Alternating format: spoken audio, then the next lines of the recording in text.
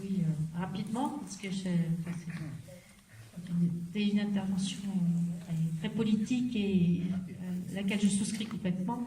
Ce que je voulais dire, c'est que il y a énormément de luttes en ce moment, donc elles ne sont pas forcément visibles, mais il y a vraiment beaucoup de luttes et il manque une coordination, ça c'est clair, c'est vraiment ce qu'on ressent. Je pense que si on fait les indicateurs des mouvements de grève, qu'on doit être à peu près, je sais pas, hein, mais on est en 2016, il y a eu vraiment beaucoup de mouvements et en ce moment il y en a beaucoup.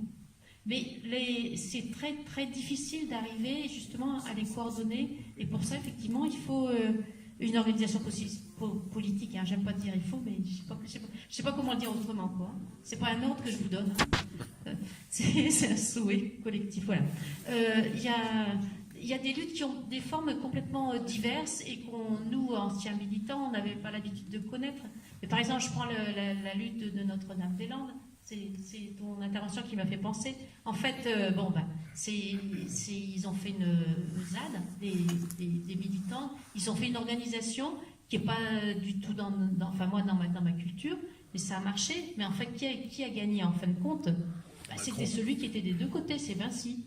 Parce que l'aéroport de Notre-Dame-des-Landes soit abandonné ou gardé, de toute façon, Vinci a des concessions des deux côtés. Donc en fait, c'est le capitaliste Vinci qui a gagné dans cette lutte-là. Et ça, c'est des choses que nous, organisations politiques, on devrait dire. Et la ZAD de Notre-Dame-des-Landes, ce mouvement-là, il ne faut pas le dénigrer. Même si ce n'est pas une forme d'organisation qu'on connaît. Je pense que c'est très important de combattre la division des travailleurs parce que c'est ce qu'on nous fait tout le temps. Enfin, Laurent, il parle des cheminots dont il a l'impression qu'ils sont dénigrés.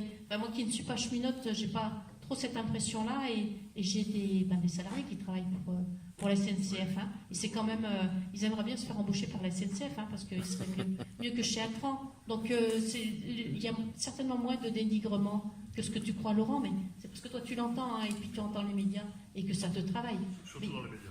Oui, c'est sûr. Mais le statut des cheminots, vous avez raison de le défendre. Il faut qu'il y ait une organisation qui montre que c'est parce que les travailleurs, ils se sont organisés, qu'ils ont réussi à se défendre, à créer un statut, que le meilleur statut des travailleurs, c'est le statut de salarié, que le patronat, il est très fort en ce moment, en particulier chez les jeunes. Chez nous, c'est la moyenne d'âge, c'est 32 ans. Leur idéal, c'est soit d'aller chez les cheminots, à l'EDF, ou alors soit de devenir indépendants, parce qu'ils en ont marre de subir des ordres à la con. Et ils deviennent auto-entrepreneurs, ils ont des tas de statuts, ils sont ubérisés, et puis ils basculent dans la précarité et dans la mouise.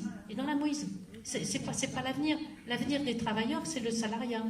C'est les communards à Lyon qui l'ont imposé, hein, quand ils ont gueulé pour le tarif, c'était pour avoir un salaire. C'est ça qu'il faut garder.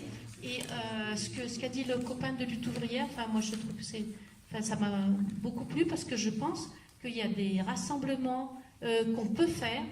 Il faut avoir le courage de s'écouter, de prendre ce qui est bon